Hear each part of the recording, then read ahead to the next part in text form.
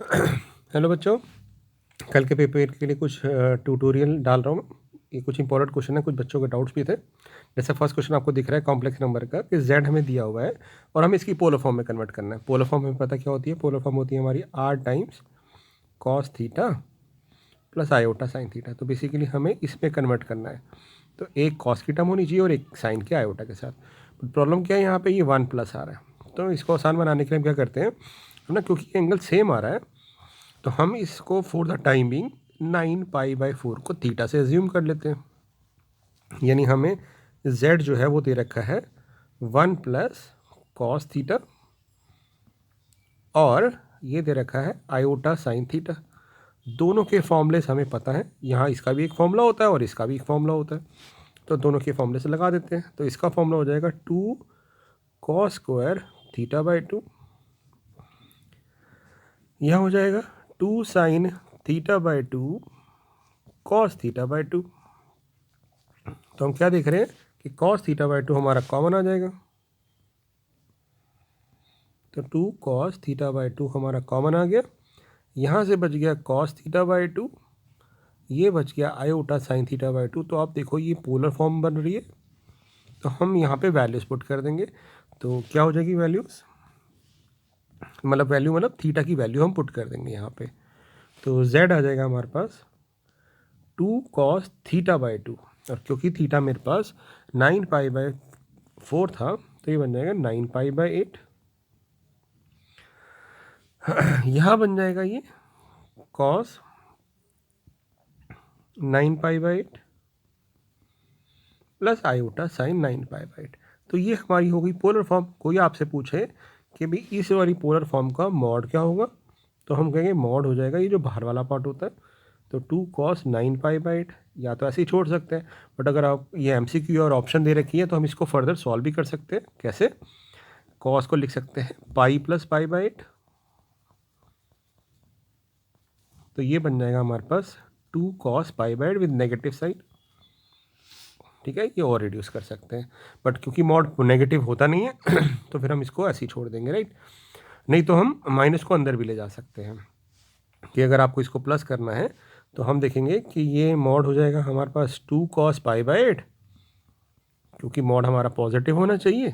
तो हमारे पास जो ये है, मतलब बेसिकली मैंने क्या किया, 9π/8 को फर्दर रिड्यूस कर दिया, इसको लिख दिया -2 cos π/8 और माइनस को अंदर ले गया। तो यानी हमारे पास ये बन जाएगा 2 cos π/8, नेगेटिव अंदर ले गया। अब जब इसको सॉल्व करोगे तो इधर से भी आएगा cos माइनस π/8, तो ये बन जाएगा cos π/8, और साइन पाई प्लस थीटा भी नेगेटिव होता है, तो ये बन जाएगा ये। यानी जो रिड्यूस फॉर्म है हमारी एक्चुअल में पोलर फॉर्म, वो ये होनी चाहिए।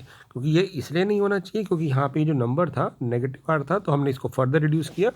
अब ये जो नंबर आ गया है ये हमारी पोलर फॉर्म है, क्योंकि हमारा मॉडुलस पॉजिटिव होना चाहिए, तो हमें इसको सिंप्लीफाई करना पड़ेगा। तो इसका आर्ग्यूमेंट कोई पूछे आपसे तो हम कहेंगे आर्ग्यूमेंट इस वाली पोलर फॉर्म का π/8 है, ना कि 9π/8 और ना कि 9π/4, क्योंकि ये स्टैंडर्ड फॉर्म में नहीं थी। ठीक है, चलते हैं अगले क्वेश्चन पे। इसमें भी पूछा है कि इसकी पोलर फॉर्म बताओ। तो फिर से देखो बेटा, यहाँ पे नेगेटिव नंबर आ रहा है, it can not be negative, modulus is always positive. तो हमने क्या किया, ये जो माइनस था इसको अंदर ले गए, ये बन गया cos π/6, और आयोटा यहाँ पे भी आ जाएगा माइनस, यहाँ पे भी आ जाएगा माइनस। अब हमें देखना है कि साइन और कॉस नेगेटिव को पॉजिटिव कैसे बनाए, क्योंकि मॉड पोलर फॉर्म में तो ये पॉजिटिव होने चाहिए। तो हम कहेंगे इसे नेगेटिव को लिख सकते हैं कॉस पाई प्लस थीटा, क्योंकि दोनों ही नेगेटिव आ रहे हैं, तो दोनों को पॉजिटिव करने के लिए हमने थर्ड क्वाड्रेंट का यूज़ किया। तो हमारे पास ये जो पोलर फॉर्म आ गई, ये आ गई 2 cos 7π/6 प्लस आयोटा साइन 7π/6, क्योंकि पोलर फॉर्म के अंदर हमें ध्यान रखना है कि ये हमेशा पॉजिटिव होना चाहिए। तो ये रिड्यूस फॉर्म में आ गई। तो कोई आपसे पूछा इसका आर्ग्यूमेंट क्या होगा, तो आर्ग्यूमेंट हमारा z का हो जाएगा, आर्ग्यूमेंट होता है एंगल, तो 7π/6।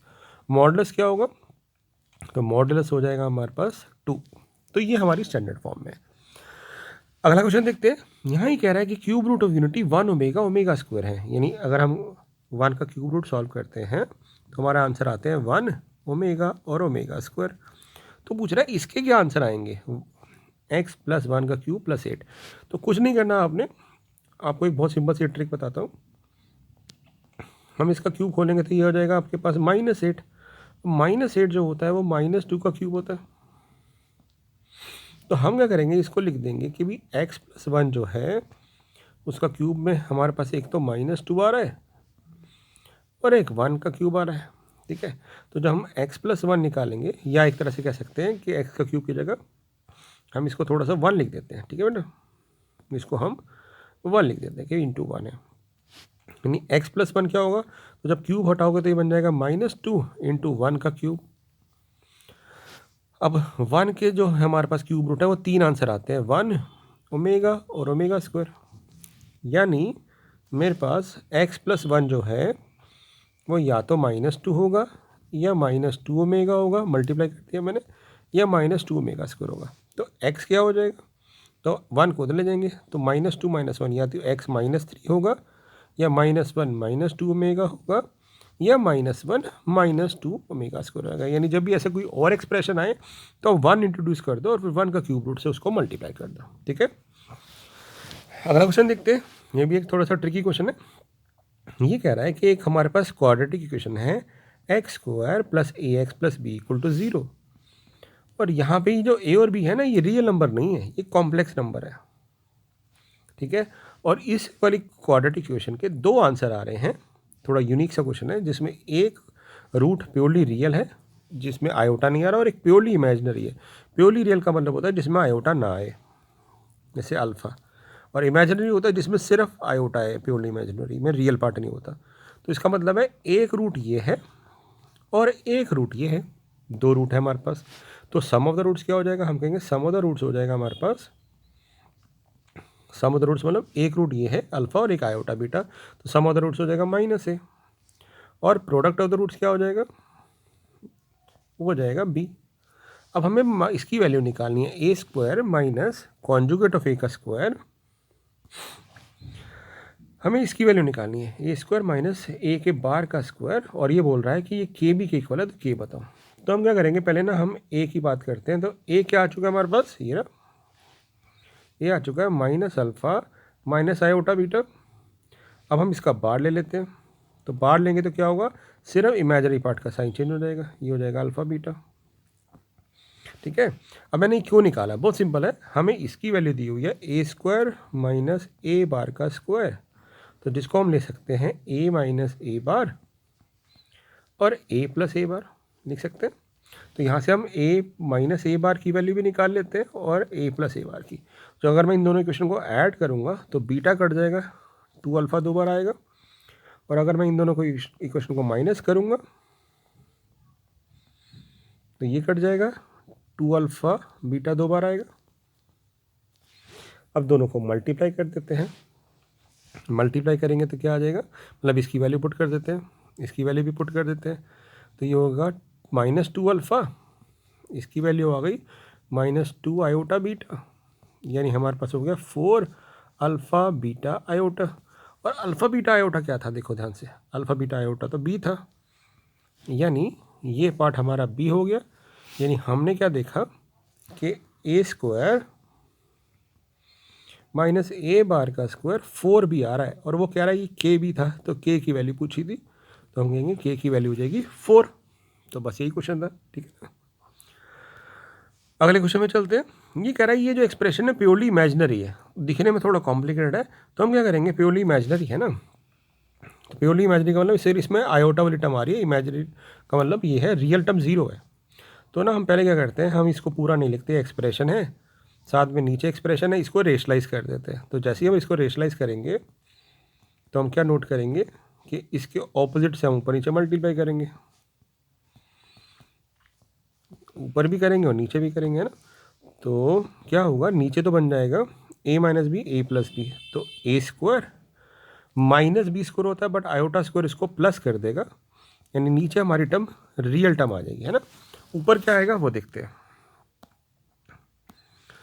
ऊपर आएगा हमारे पास tan alpha minus iota sine alpha by 2 plus cos alpha by 2, और साथ में हमारे पास टर्म हो जाएगी क्या थी, 1 minus 2 iota sine alpha by 2 और अपॉन समथिंग पॉजिटिव कह सकते हैं विदाउट आयोटा। अब अगर ये प्योरली इमेजिनरी है तो इसका मतलब प्योरली रियल टर्म जीरो हो जाएगी, यानी जिसमें आयोटा नहीं आ रहा वो जीरो हो जाएगा। तो हम इसको ना ऊपर मल्टीप्लाई करते हैं, तो यहाँ से प्योरली रियल टर्म क्या आएगी, tan alpha into 1। tan alpha को इससे मल्टीप्लाई करोगे इमेजिनरी टर्म आएगी, मेरे को नहीं चाहिए, मैं सिर्फ रियल टर्म निकालना चाहता हूँ। और फिर जब इसको आयोटा से मल्टीप्लाई करोगे तो ये रियल बन जाएगा आयोटा स्क्वायर, तो minus minus plus 2 sign alpha by 2, minus minus plus हो गया और आयोटा का स्क्वायर माइनस कर दिया। यानी कहने का मतलब है हमारे पास ये टर्म अपॉन जो भी होगा वो ज़ीरो हो जाएगा, क्योंकि मैंने सिर्फ रियल टर्म निकाल ली और इसका कोई यूज़ नहीं है क्योंकि हम उसको ले जाते हैं। तो बेसिकली हमें सॉल्व करके आ गया कि tan alpha is equal to, इसको मल्टीप्लाई कर देंगे 2 साइन स्क्वायर अल्फ़ा बाई 2, इसको मल्टीप्लाई कर देंगे तो 2 साइन अल्फ़ा बाई 2, यानी ये हमें दे रखा है। बस अब हमें इसको सॉल्व करना है।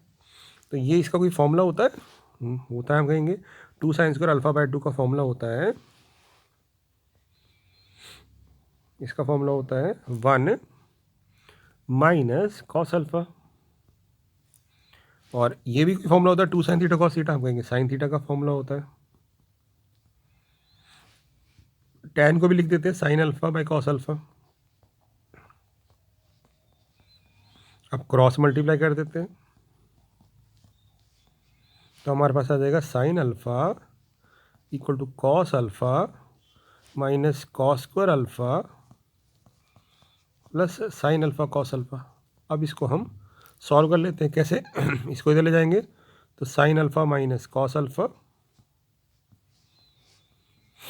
इधर से कॉस अल्फ़ा कॉमन आ रहा है, sine alpha minus cos alpha, तो जो हम कॉमन ले लेंगे तो एक तो आएगा या तो sine alpha minus cos alpha zero है, ठीक है ना, फैक्टर बन जाएंगे एक तरह से ये, तो या तो ये ज़ीरो होगा या ये ज़ीरो होगा। तो sine alpha equal to cos alpha हो गया, एक सॉल्यूशन ये आ गया, और एक आ गया कॉस अल्फ़ा इक्वल टू 1। तो दोनों से आंसर निकाल लेते हैं हम, ठीक है ना। तो क्या आ जाएगा देखिए,